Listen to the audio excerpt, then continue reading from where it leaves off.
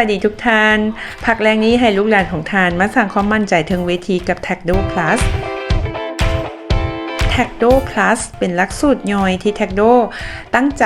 สร้างขึ้นสำหรับลูกหลานเยาวชนของพวกเฮาที่พักแรงในช่วงนี้